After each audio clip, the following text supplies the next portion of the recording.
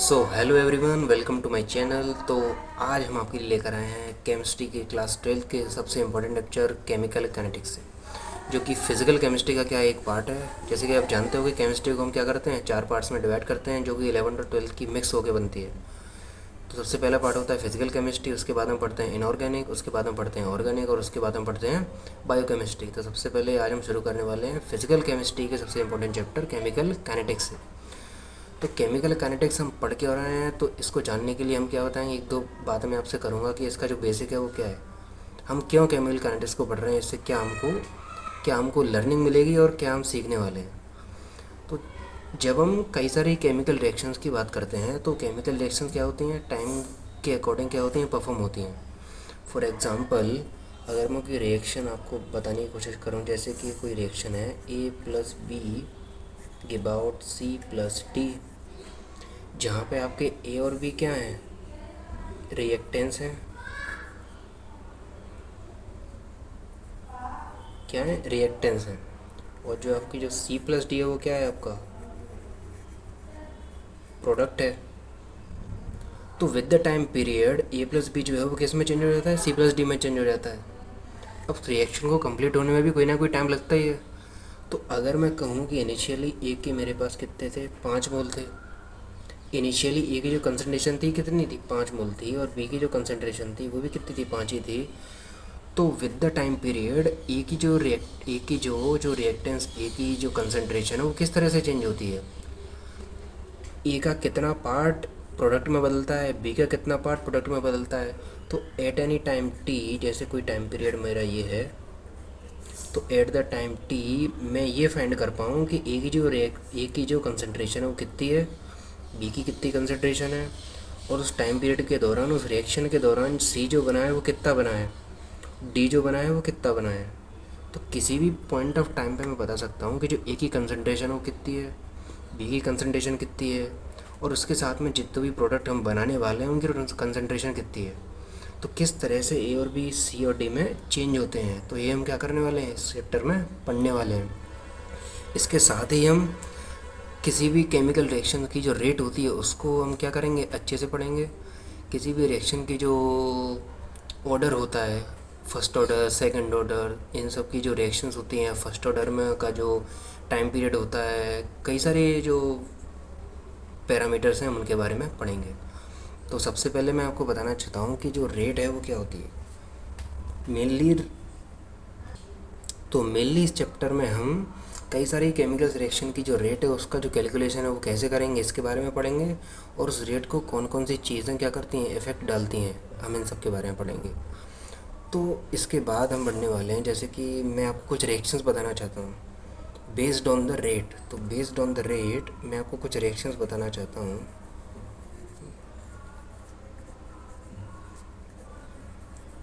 Based on the rate क्या बताने वाले हैं हम, टाइप्स ऑफ रिएक्शन।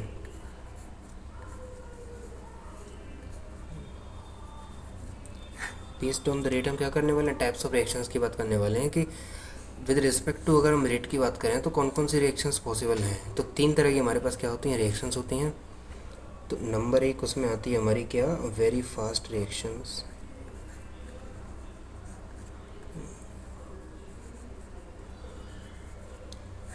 तो ये वो रिएक्शंस हैं जिनका जो टाइम पीरियड है वो क्या होता है, बहुत कम होता है। मतलब कि इन रिएक्शन को जो पूरा होने में जो इनका टाइम लगता है वो क्या है, लेस देन 1 सेकेंड आप कह सकते हो। यानी कि बहुत कम ही टाइम में क्या हो जाती हैं, पूरी हो जाती हैं रिएक्शंस। बहुत ही क्या होती हैं, इंस्टेंट रिएक्शंस बोलते हैं इनको।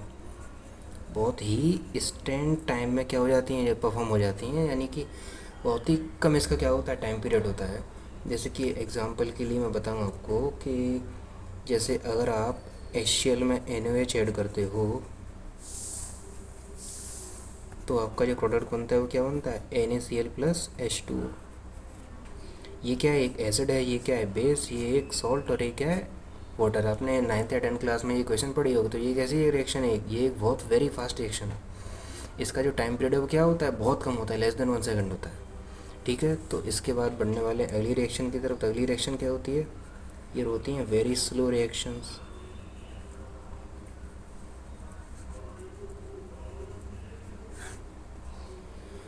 इनका जो टाइम पीरियड होता है वो क्या होता है, बहुत ज़्यादा होता है। वेरी स्लो रिएक्शन का जो टाइम पीरियड है क्या होता है, बहुत ज़्यादा होता है। क्या बोलेंगे, अ लार्ज टाइम पीरियड, बहुत ही ज़्यादा टाइम पीरियड होता है। यानी इनको परफॉर्म होने में क्या लगता है, बहुत ज़्यादा टाइम लगता है। फॉर एग्ज़ाम्पल अगर मैं बात करूँ तो जो हमारा आयरन होता है, आयरन पर जो जंग लगती है, आयरन पर जंग लगने का जो एग्ज़ाम्पल है वो क्या है, एक वेरी स्लो रिएक्शन का क्या एग्ज़ाम्पल है, ठीक है ना। इसी के साथ रूम टेम्परेचर पर हाइड्रोजन और ऑक्सीजन मिलकर जब H2 बनाते हैं तो वो भी क्या है, वो भी एक बहुत स्लो रिएक्शन होती है। तो वो भी क्या है, एक स्लो रिएक्शन का क्या है, एग्ज़ाम्पल है। जैसे H2 प्लस हाफ O2 से क्या बनता है हमारा, H2 बनता है किस पर, at the room temperature.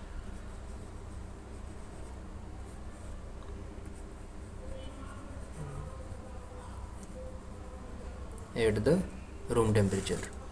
Third जो आपकी रिएक्शन होती हैं वो क्या होती हैं, बेस्ड ऑन द रेट, वो होती हैं आपकी मॉडरेट रिएक्शंस।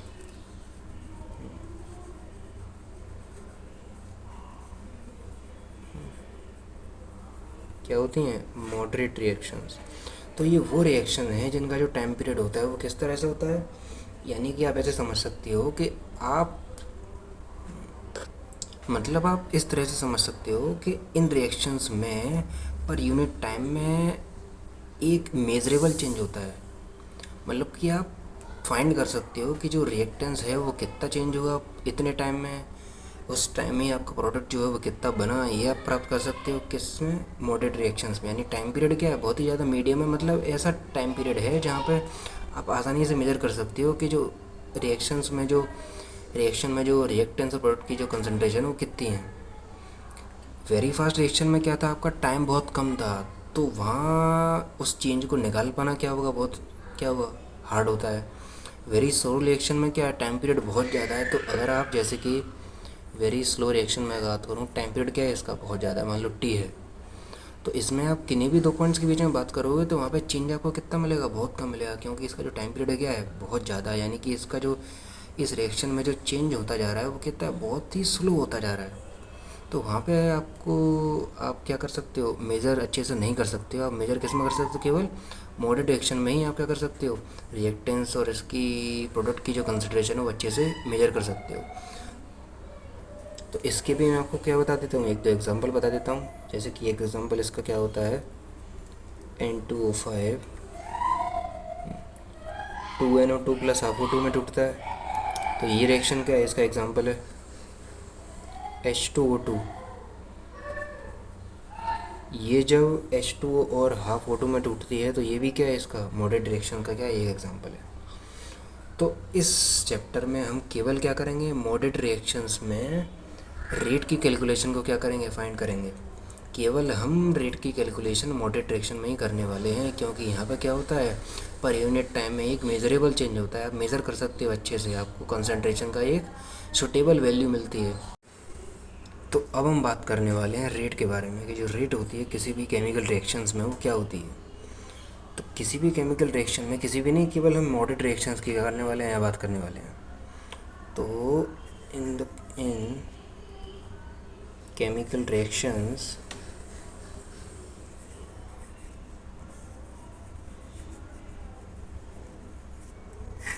जो रेट होती है वो क्या होती है, तो किसी भी केमिकल रिएक्शन में पर यूनिट टाइम में रिएक्टेंस और प्रोडक्ट की जो कंसंट्रेशन में चेंज है उसी को हम क्या बोलते हैं, रेट बोलते हैं। तो रेट को हम ऐसे लिख सकते हैं कि जो रेट है वो क्या होगी, रेट आर इक्वल टू क्या, इसके इक्वल होगी change in concentration, change in concentration of reactants and product, reactance और प्रोडक्ट, और अपॉन में क्या लिख देंगे हम, इसके टाइम, अपॉन में क्या लिख देंगे हम, टाइम। यानी टाइम की रिस्पेक्ट में आपका जो केमिकल रिएक्शन में जो रिएक्टेंस है और प्रोडक्ट है वो किस तरह से चेंज हो रहा है। तो इसे फिजिक्स में हम, फिजिक्स से कंपेयर करके हम कैसे समझ सकते हैं कि रेट होती है वो क्या होती है।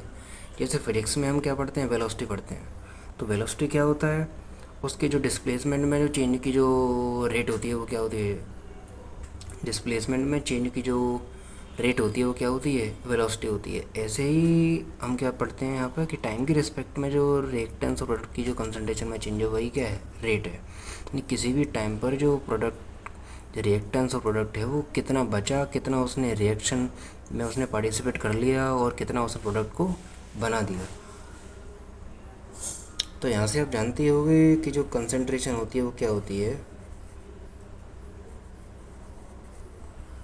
कंसंट्रेशन का जो फॉर्मूला है वो क्या होता है, mole upon volume, mole of reactance और जिस वॉल्यूम में जो रिएक्टेंस रखा है उसका वॉल्यूम, ठीक है, वो भी किस में, लीटर, किस में, लीटर में। तो ये क्या होता है, मोल अपॉन वॉल्यूम होता है। तो यहाँ से जो रेट का जो फॉर्मूला बनेगा वो क्या बनेगा आपका, वो आपका बनेगा ये बन जाएगा आपका मोल अपॉन में लीटर और अपॉन में क्या है, सेकेंड आ जाएगा। तो यहाँ से हम क्या बोल सकते हैं कि जो मोल अपॉन लीटर होता है उसको क्या बोलते हैं हम, शॉर्ट में हम उसको मोलर बोलते हैं। तो इसकी जो एक और यूनिट है वो क्या हो जाएगी, मोल पर सेकंड हो जाएगी, या इसको हम बोल देंगे कि मोलर सेकंड इनवर्स, या फिर अगर हम कैलकुलेशन मिनट में कर रहे हैं तो हम क्या लिख देंगे, मोलर मिनट इनवर्स। तो यही क्या है, रेट की यूनिट है। तो रेट का जो फॉर्मूला बनता है वो क्या बनता है, यही बनता है। यहीं से हम क्या करेंगे, रेट फाइंड करने की कोशिश करेंगे। तो अगर आप जैसे, मैं आपको एक चीज़ और बताने वाला हूँ, हम किस तरह से रिएक्टेंस और प्रोडक्ट की जो रेट होती है इसको हम किस तरह से लिखते हैं। तो अगर आपको कोई बैलेंस्ड रिएक्शन दे रखी है, जैसे कोई बैलेंस्ड केमिकल रिएक्शन आपको दे रखी है फॉर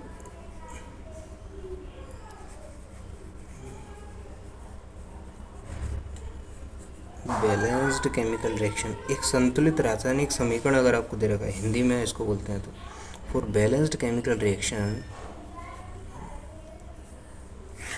जैसे रिएक्शन आपको क्या दे रखी है, A plus B give out C plus D, जहाँ पे क्या है, स्टोइकियोमेट्रिक कोफिशिएंट है क्या, ए बी सी और डी, और ये क्या है, ये इन दोनों का आप जानती है, इसको क्या बोलते हैं, रिएक्टेंस, और ये दोनों क्या होते हैं हमारे, प्रोडक्ट, क्या होते हैं, प्रोडक्ट। तो यहाँ पे हम ए बी सी डी इन चारों को क्या करने की, फाइंड करने की कोशिश करेंगे, रेट फाइंड करने की कोशिश करेंगे। तो जैसे अगर मैं कहूँ कि ए की जो रेट होगी वो क्या होगी, अब ए हमारा क्या है, रिएक्टेंस है, तो टाइम के साथ में ए की जो कंसनट्रेशन हो क्या होनी चाहिए, कम होनी चाहिए। जैसे ए अगर मेरा इनिशियली 5 मोल था तो बाद में क्या हो जाएगा, एट द टाइम टी के बाद इसकी जो कंसनट्रेशन वो तो जीरो होनी है, क्योंकि ए और बी तो क्या हो जाते हैं, टोटली सी और डी में क्या हो जाएंगे, चेंज हो जाएंगे। तो किसी भी टाइम टी पर इसकी जो कंसनट्रेशन होगी वो क्या होगी, हमेशा 5 से क्या होगा, कम ही होगा। जैसे कि कंसनट्रेशन मान लो टी टाइम पे इसकी एक्स है तो एक्स ऑलवेज क्या होगी, लेस देन 5 होगी, एक्स ऑलवेज क्या होगा, लेस देन 5 होगा।